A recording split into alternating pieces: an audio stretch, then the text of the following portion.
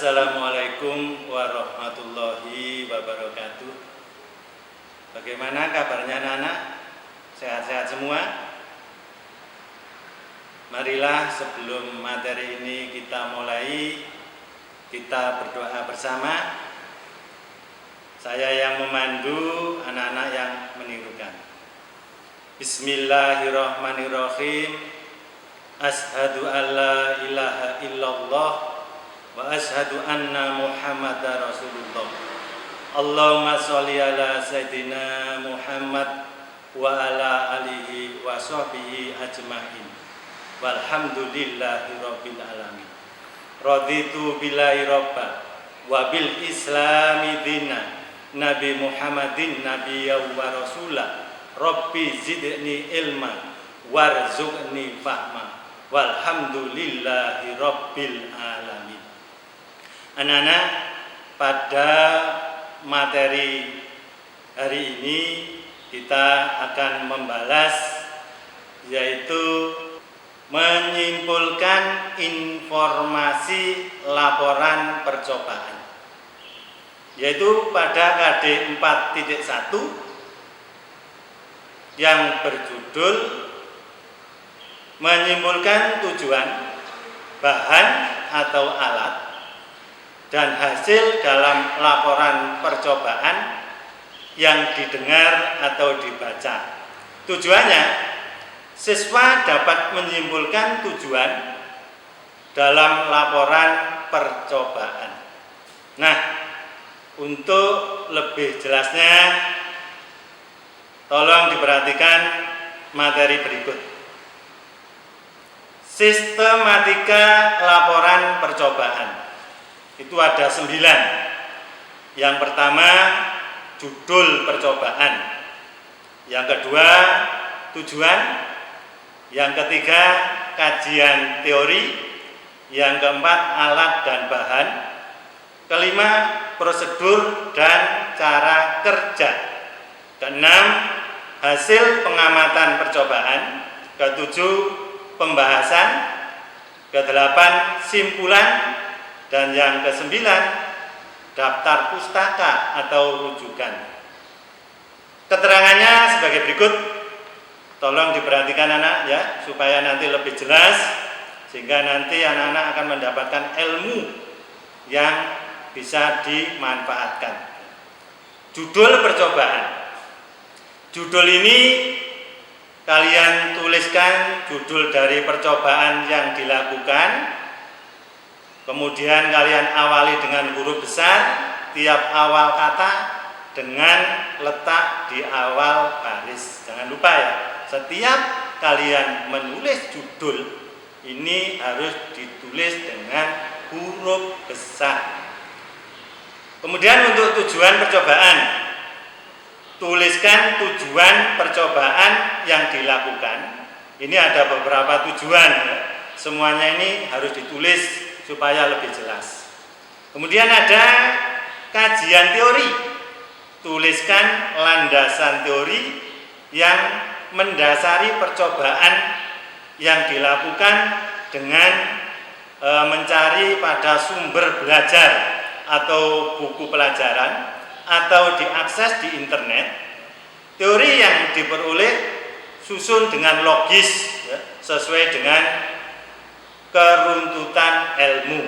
Ini harus sesuai dengan yang ada di materi itu ya. Alat dan bahan ya. Tulislah alat-alat yang memang digunakan pada saat percobaan ya. Bahan yang memang benar digunakan, dituliskan sesuai dengan apa yang digunakan saat percobaan. Ini harus ditulis yang runtut ya, ditulis semua. Jangan ada yang tidak tertulis ya. Biasanya kalau kita membuat sesuatu itu pasti ada bahan-bahan yang harus kalian tulis ya. Kemudian prosedur ya, atau cara kerja. Sampaikanlah cara kerja dengan kalimat aktif, bukan kalimat suruh. Jangan meniru kata operasional yang ada pada LKS dan lain-lain ya. Yang penting dalam prosedur ini harus benar-benar sesuai. Saya berikan contoh supaya kalian lebih jelas. Misal kalian ingin membuat rumah, prosedur pembuatan rumah ini harus kita awali. Pertama apa? Membuat namanya pondasi. Ya, pondasi ini harus kuat. Ya. Baru kita bangun dinding. Ya. Setelah kita membangun dinding, apa yang harus kita lakukan? Yaitu memasang semacam balokan-balokan kayu, ya. Gelandar. Kemudian baru kita pasang, kemudian itu, ya, usuk, kemudian reng, baru genteng dan lain. Ini prosedur yang harus kita ikuti dari awal. Tidak boleh kita bolak-balik, ya. Harus sesuai dengan urutan-urutan yang ada dan sangat jelas sekali. Kemudian kalau kita lihat untuk hasil pengamatan, ya. Hasil pengamatan ini tulislah hasil pengamatan sesuai dengan apa yang didapat saat percobaan. Apapun hasilnya, ini kalian tulis sesuai dengan yang kalian dapatkan itu, ya. Sesuai dengan yang kalian peroleh, ya. Data dapat ditulis secara deskripsi atau dalam bentuk tabel hasil pengamatan. Ini harus disesuaikan juga. Lakukan pengamatan sebaik-baiknya saat melakukan percobaan sehingga diperoleh data yang akurat. Tidak boleh menyusun hasil pengamatan sesuai dengan keinginan kalian saja, tapi sesuai dengan hasil yang kalian peroleh. Kemudian analisis data atau pembahasan. Pada melakukan analisis data memerlukan pikiran kritis, menerapkan teori yang telah ditulis dengan memadukan hasil pengamatan. Hasil dibahas secara deskriptif atau perhitungan itu jika ada, kalau tidak ya tidak usah, ya. Dengan menerapkan konsep yang ada dengan menggunakan teori dan ditinjau dari berbagai sudut pandang. Setiap hasil yang didapat dibahas secara detail untuk memperoleh kesimpulan yang benar. Kemudian kesimpulan dan saran, ini juga penting anak-anak, ya. Setiap kita menulis, menyimpulkan informasi laporan percobaan, ini harus ada kesimpulan, ya. Karena itu sehingga para pembaca atau siapapun yang membaca hasil kalian akan mendapatkan kesimpulan, ya. Tuliskan kesimpulan dengan ringkas sesuai dengan tujuan percobaan. Apa yang ingin dicapai saat percobaan, itulah tulis kesimpulannya. Kesimpulan merupakan jawaban dari hipotesis yang diajukan. Nah, yang terakhir adalah daftar pustaka, ya. Tulis pustaka atau buku yang telah kamu baca sebagai sumber bacaan atau belajar. Penulisan daftar pustaka mengikuti pedoman yang telah diberikan, yaitu nama pengarang, ya, tahun terbit, judul buku, kota penerbit. Jika diakses dari internet, tuliskan kapan hal tersebut diakses. Ini jangan lupa, ya. Berarti itu semua yang sudah saya terangkan itu harus dikerjakan sesuai dengan urutan-urutan yang benar. Kemudian kalau kita lihat cara membuat kesimpulan. Cara membuat kesimpulan itu ada 3 teknik, ya. Ada 3 teknik, yaitu yang pertama teknik generalisasi, ya. Teknik generalisasi adalah merupakan teknik membuat kesimpulan dengan menarik satu kesimpulan umum. Hal ini kita dapatkan setelah melakukan penelitian yang kita lakukan, ya. Berarti ini kesimpulan umum, ya. Berarti secara umum saja, tidak kita jelaskan secara rinci, ya. Kemudian ada teknik analogi, ya. Adalah cara membuat kesimpulan dengan menggunakan teknik analogi atau teknik ini dilakukan dengan membuat perbandingan antara satu pembahasan dengan pembahasan lainnya yang serupa, kemudian dicari persamaan yang terkait dengan hal tersebut. atau dapat pula dengan menggambarkan suatu hal ya, dengan memberi perbandingan yang lain. Ini ada kesinambungan ya.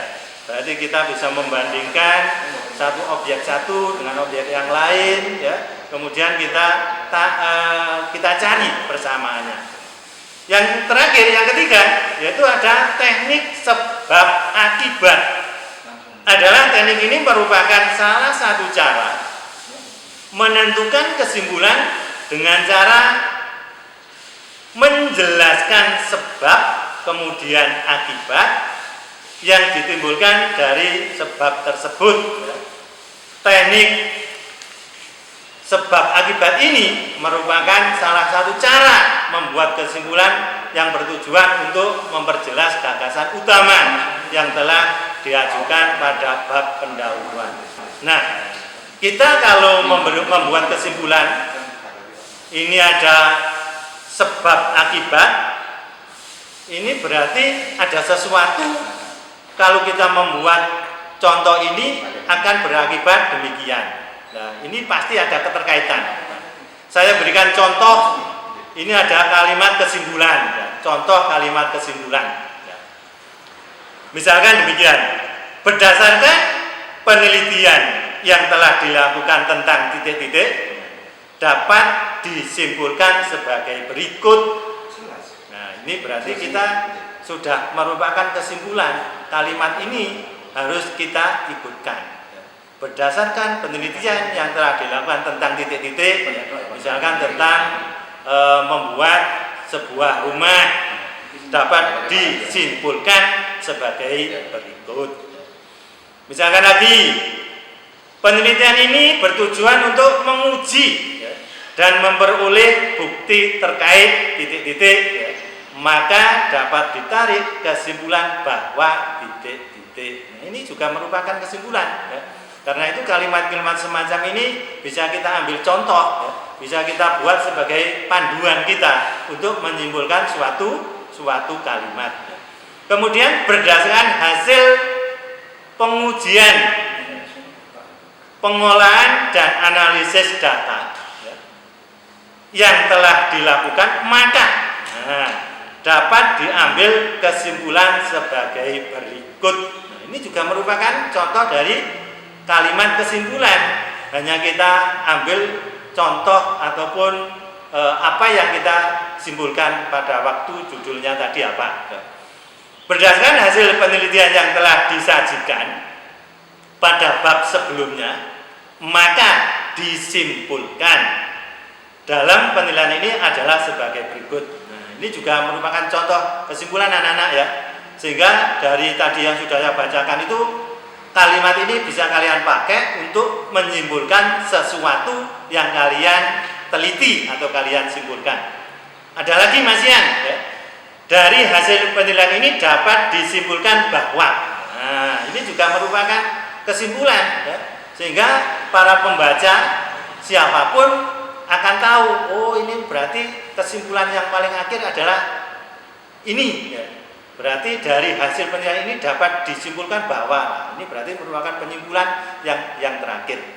Berdasarkan hasil penelitian maka dapat disimpulkan, ini sama ya, dari serangkaian kerja yang telah dilakukan dalam penelitian ini ditarik beberapa kesimpulan sebagai berikut. Nah, ini juga kalimat kesimpulan yang merupakan inti daripada kesimpulan yang kalian buat tadi. Berdasarkan tujuan penelitian ini maka dapat disimpulkan beberapa hal dari penelitian ini, yaitu titik-titik dan lain sebagainya. Yang penting anak-anak, dalam menyimpulkan sesuatu yang kalian ujikan itu harus dan wajib ya, kalian mulai dari kalimat-kalimat yang saya berikan contoh itu. Supaya apa? Pembaca atau siapapun yang membaca hasil karya kalian itu akan mudah memahami dan akan mendapatkan sesuai yang kalian harapkan itu, sehingga tidak terjadi kesalahpahaman. Dan kesimpulan ini sangat penting sekali. Kadang-kadang memang banyak orang-orang itu yang membaca bukan materi dibaca semua, tapi hanya membaca kesimpulannya saja. Nah, dari membaca kesimpulan ini orang akan tahu ya, inti dari kalian melakukan percobaan apapun ya, ini intinya di kesimpulan itu ya. Sehingga kesimpulan ini harus benar, tidak boleh membuat kesimpulan asal-asalan ya. Ini harus sesuai dengan petunjuk yang sudah sesuai dengan di buku atau penjelasan dari Bapak Ibu guru ya. Nah, anak-anak, untuk kenang-kenangan ya, yang harus kalian kerjakan ya, supaya materi ini bisa tersampaikan dengan baik ya, sehingga kalian akan mendapatkan ilmu yang bisa bermanfaat ya. Ini nanti ada oleh-oleh yang harus kalian kerjakan ya. Oleh-oleh ini harus dikerjakan di lembaran, nanti dikumpulkan, akan saya koreksi ya. Ini insya Allah nanti hanya ada 3. Saya bacakan dulu supaya nanti kalian mudah. Sebutkan sistematika laporan percobaan. Insya Allah ini sudah ada, kalian tinggal memberikan sesuai atau menjawab sesuai dengan pertanyaan itu ya. Kemudian yang nomor 2, dalam sistematika laporan percobaan tadi ada prosedur dan cara kerja. Nah, sekarang nanti kalian coba buatlah prosedur pembuatan nasi goreng ya. Tulis sama bahan-bahan. Oh, mudah ya. Insya Allah bisa ya. Semua bisa. Mudah untuk membuat nasi goreng, harus kalian tulis bahannya dulu. Tulis ya, apa yang harus kalian siapkan, bahan apa ya.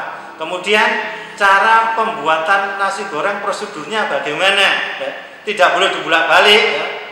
Harus urut dari awal ya.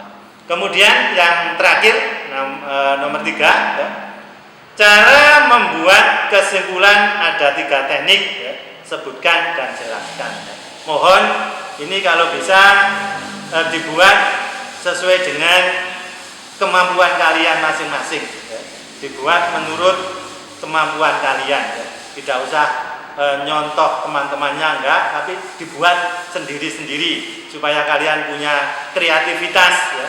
Kemampuan kalian mohon untuk ditampilkan, ditunjukkan. Oh, saya punya definisi demikian dan demikian. Itu anak-anak yang bisa saya sampaikan ya. Jangan lupa ya anak-anak, karena ini kita masih masa-masa pandemi ya. Mohon sering cuci tangan ya. Dan jangan lupa kalian selalu berbakti pada orang tua, selalu menghormat pada Bapak Ibu Dewan Guru, dan menyayang adik dan kakak-kakak kelas.